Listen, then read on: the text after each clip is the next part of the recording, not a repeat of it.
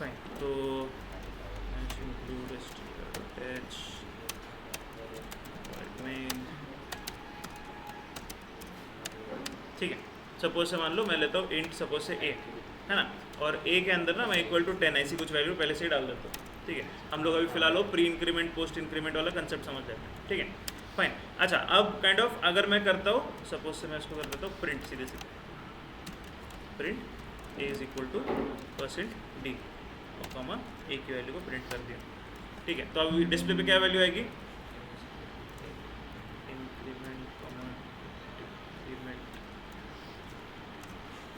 क्या वैल्यू आएगी ए की, 10 आनी चाहिए, right, but obvious common sense है ना, अब ये बताने की जरूरत नहीं पड़नी चाहिए, ठीक है। ए की वैल्यू 10 आ गई, good. Okay now what I will do is I will repeat this same line, but अभी यहाँ पे मैं कर देता हूँ इंस्टेड ऑफ ए आई से a++ को प्रिंट कर दो, ठीक है फाइन। अब a++ को जब मैं प्रिंट कर रहा हूँ तो अब क्या वैल्यू आनी चाहिए, 11 आनी चाहिए, ठीक है। अब मैं इसको कंपाइल कर रहा हूँ, इसको रन कर रहा हूँ, ठीक है। तो अब 2 बार वैल्यूज आ रही है, अगर आप नोटिस करोगे तो दोनों टाइम वैल्यू क्या आ रही है, 10 आ रही है, ठीक है।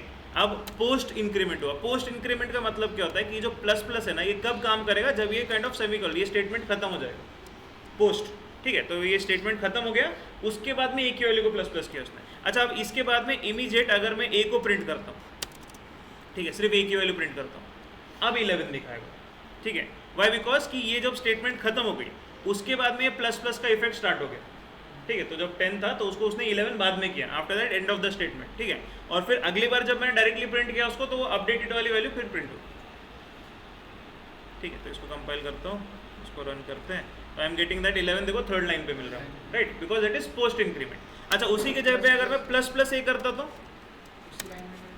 यस इमीडिएट मिलेगा प्री इंक्रीमेंट, मतलब वो स्टेटमेंट खत्म होने के पहले इंक्रीमेंट करो और फिर बाद में उसको प्रिंट कर देना, ठीक है फाइन। तो इसको अगर मैं अभी कंपाइल करता हूँ और फिर रन करता हूँ, ठीक है, तो आई एम गेटिंग देखो 11, और सेकंड टाइम पे तो ये बस ऐसे ही प्रिंट किया था तो उसका भी 11 वैसे ही, समझ में आ रहा है।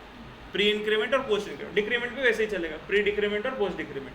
अच्छा अब ये सिनेरियोज होते हैं जहाँ पे आप इसको यूज़ करोगे, डिपेंड करता है आपके for kind of your basic level of syllabus, ये हम लोग लाइक यूज़ नहीं करने वाले, लाइक आपको प्री इंक्रीमेंट की और पोस्ट इंक्रीमेंट सोचने की भी जरूरत नहीं पड़ेगी, आप हमेशा या फिर i++ या फिर ++i कोई एक पकड़ के चल लो, वही लिख देना for this syllabus point of view, that is sufficient, कोई इश्यूज नहीं आएंगे।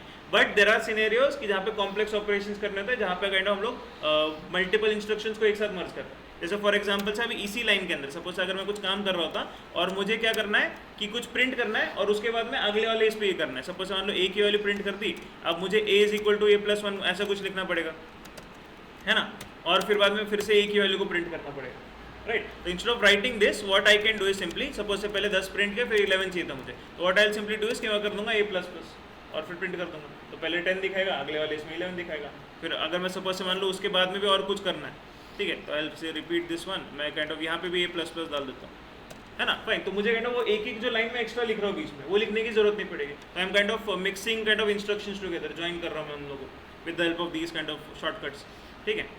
तो लेस नंबर ऑफ कोड्स हो रहे हैं, तो अच्छा इससे मेरा काइंड ऑफ स्पेस कॉम्प्लेक्सिटी बच रहा है, सिस्टम का इंस्ट्रक्शन का टाइम बच रहा है ना। तो इंस्ट्रक्शन अभी मैंने एक ही इंस्ट्रक्शन पास की, अब एक इंस्ट्रक्शन में 2 अलग अलग काम थे तो सिस्टम वो एक साथ नहीं कर लेगा उस चीज़ को, जैसे ये खत्म हो गया ये वाला भी ज्वाइन कर लो उसके साथ, राइट। इसको अगर मैं कंपाइल करता हूँ, इसको रन करता हूँ, तो see I am getting those values sequence में, है ना फाइन। तो I didn't have to write one extra line of code, तो वो एक चीज़ है, ओके फाइन। ये समझ में आ रहा है, pre increment post decrement, simple सा कंसेप्ट है, but then again for your point of view अभी के लिए आपको काम नहीं आएगा, बट ध्यान में होना चाहिए, पता होना चाहिए क्या है।